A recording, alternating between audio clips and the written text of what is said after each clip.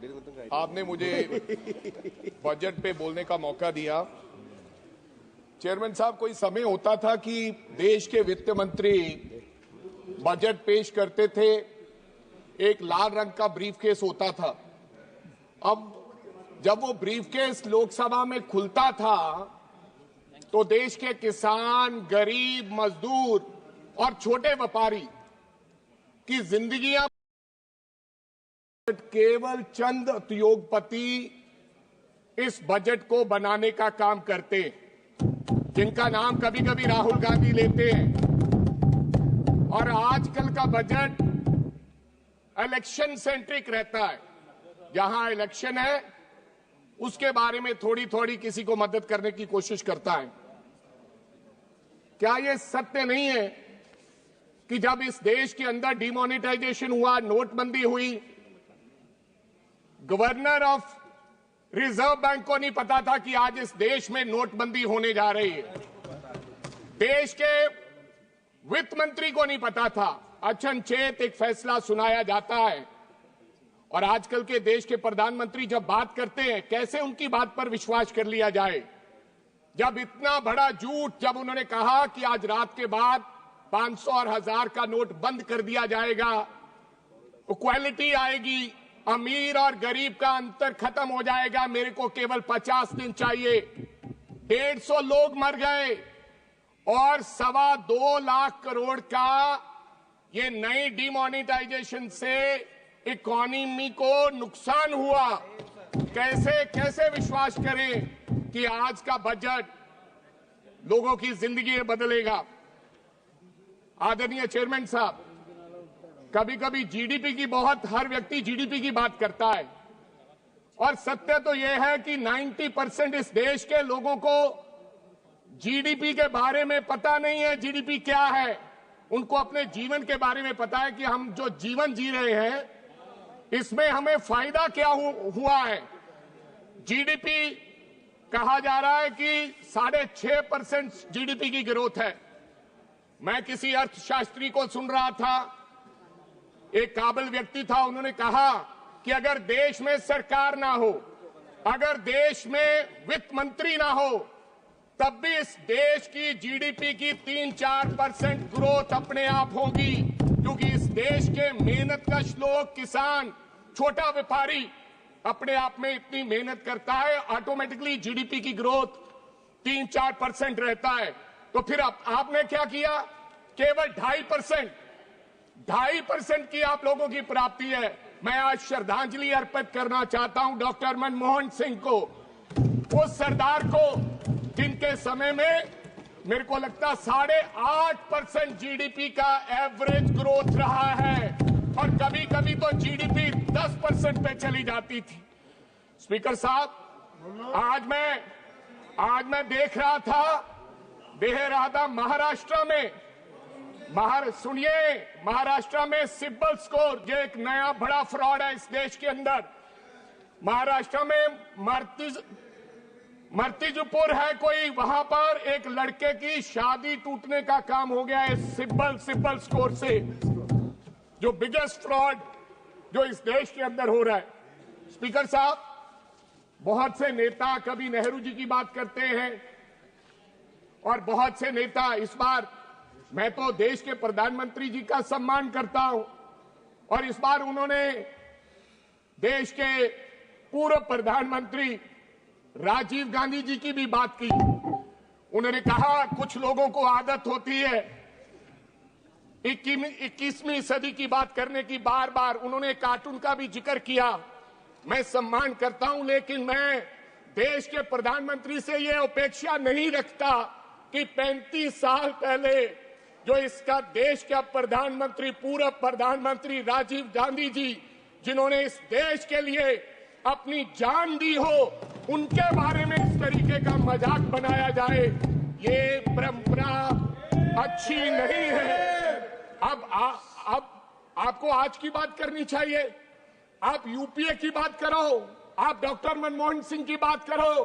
बार बार खाद के दाम भी गिनाए गए, स्टील के दाम भी गिनाए गए। मैं बताना चाहता हूं, जब डॉक्टर मनमोहन सिंह जी की सरकार थी, यूपीए 2 था। इस देश के अंदर डीएपी यानी कि खाद का वो बैग 450 रुपये का मिला करता था, आज 1400 रुपए का मिलता है। स्टील 2800 रुपये मिला करता था, आज 7000 मिलता है। डीजल 51 रुपए होता था, आज 90 रुपए है। डॉलर 54 होता था, आज 87.5 रुपए है। सिलेंडर, जो कभी कभी आप कहते हैं घर घर सिलेंडर पहुंचाया, कभी आपने ये भी पूछा है कि कितने लोगों ने दोबारा सिलेंडर को रिफिल कराया? 350 रुपए का सिलेंडर हुआ करता था, आज 1100 रुपए का सिलेंडर है। आपने मस्टर्ड ऑयल 70 रुपये लीटर हुआ करता था। गोल्ड, गरीब व्यक्ति अपनी बेटी की शादी पे 10 ग्राम अपनी बेटी को सोना नहीं दे सकता। मनमोहन सिंह जी का समय होता था 22,000 रुपए गोल्ड हुआ करता था, और आज 81,000 रुपए का गोल्ड है।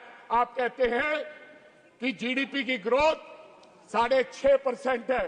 किसान की बात करना, आपने किसान के लिए, आदरणीय देश के प्रधानमंत्री जी ने कहा मैं तो किसान हूं, उन्होंने कहा 1 प्रति एकड़ को 30,000 रुपए का फायदा हुआ है।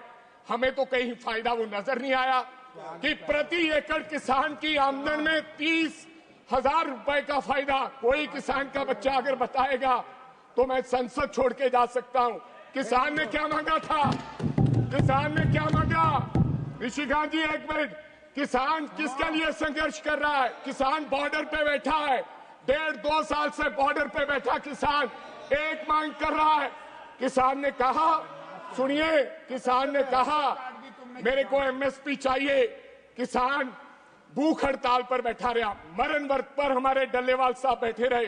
एक लड़का शुभकरण, जिसको हरियाणा बॉर्डर क्रॉस नहीं करने दिया गया, गोलियां मारकर उसकी हत्या कर दी गई और 0 एफआईआर लॉन्च हुई।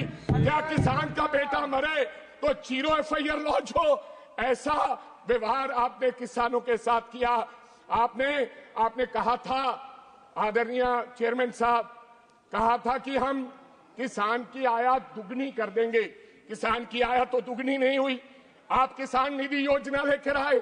मैं आपको पंजाब की बात बताना चाहता हूं। किसान निधि योजना, जो आप छाती थपथपाते हैं और कहते हैं हमने परिवर्तन किया है किसान के भविष्य में, क्या हुआ? 2019 में 23.5 लाख लोगों को किसान निधि योजना से पंजाब में फायदा हुआ। फिर लोगों ने धरना लगाया, किसान बॉर्डर पे आए। 2023 में जब किसान बॉर्डर पे आया तो आपने 14 लाख किसानों के निधि योजना से खाते उड़ा दिए गए। कहा इनके पास डॉक्यूमेंट कंप्लीट नहीं है। तो पहले आपने 23 लाख लोगों को किसान निधि योजना से फायदा कैसे पहुंचाया?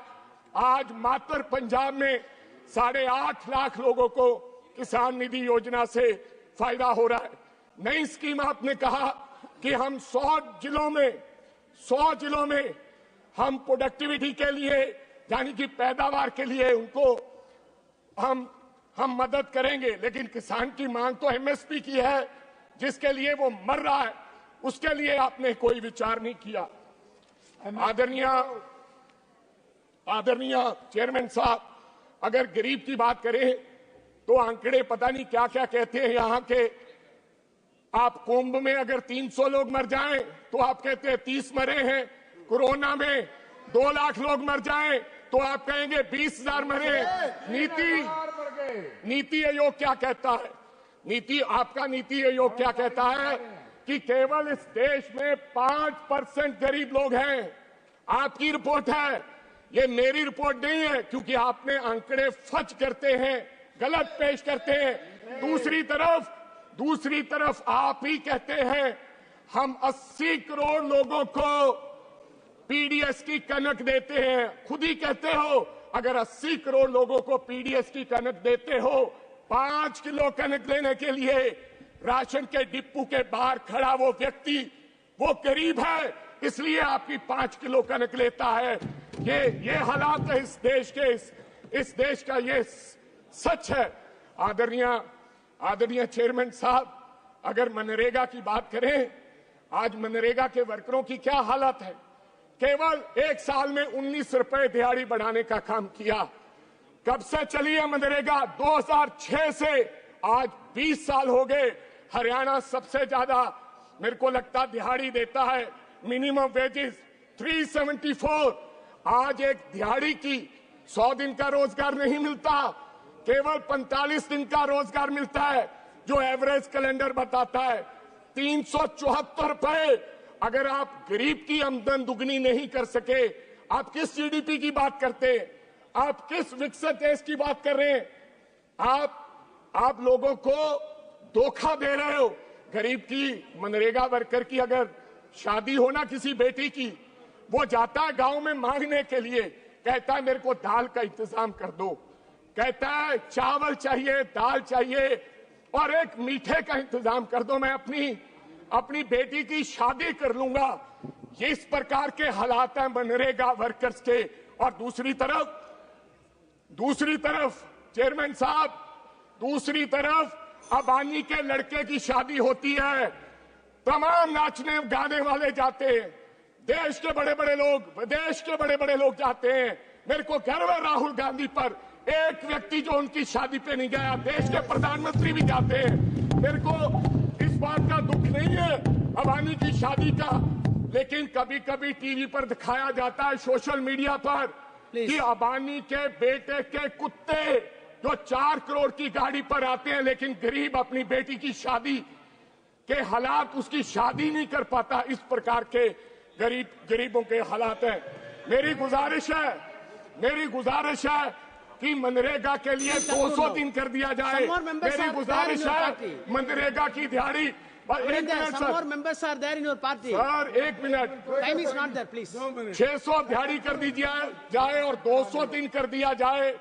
ये मेरी गुजारिश है आदरणीय वित्त मंत्री से। एमएसएम की हालात बताना चाहता हूं। सर सुनिए, मैं लुधियाना से आता हूं, वहां पर 1.5 लाख तकरीबन एमएसएमईज हैं, आज बंद होने के किनारे पर हैं। एमएसएमईज बंद होने के किनारे पर हैं। वहां पर साइकिल इंडस्ट्री है, सिलाई मशीन इंडस्ट्री है। आप क्या कह रहे हो? अब सरकार ने मन बनाया है, अपने मित्रों को फायदा देने के लिए कहा है कि हम 25% स्टील सेफगार्ड लगाएंगे। अगर वो ड्यूटी सर प्लीज अगर 25% सरकार उद्योगपतियों को फायदा देने के लिए स्टील सेफगार्ड इंपोर्ट ड्यूटी लगाएगी, तो हमारी इंडस्ट्री मर जाएगी, एमएसएमई खत्म हो जाएंगे।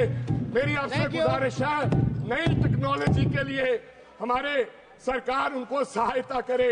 आप लास्ट पे बार बार कहा जाता है अमृतकाल सर, कर रहा हूँ, लास्ट 1 मिनट।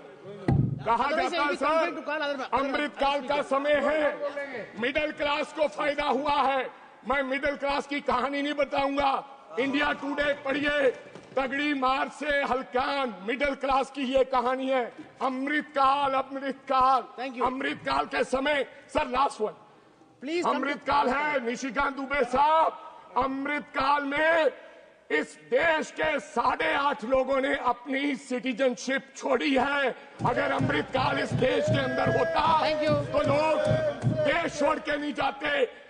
पहली बार एफडीआई 16 साल में पहली बार सबसे कम निवेश अगर हुआ है तो अमृतकाल में हुआ है। सर बस सर, हाफ मिनट।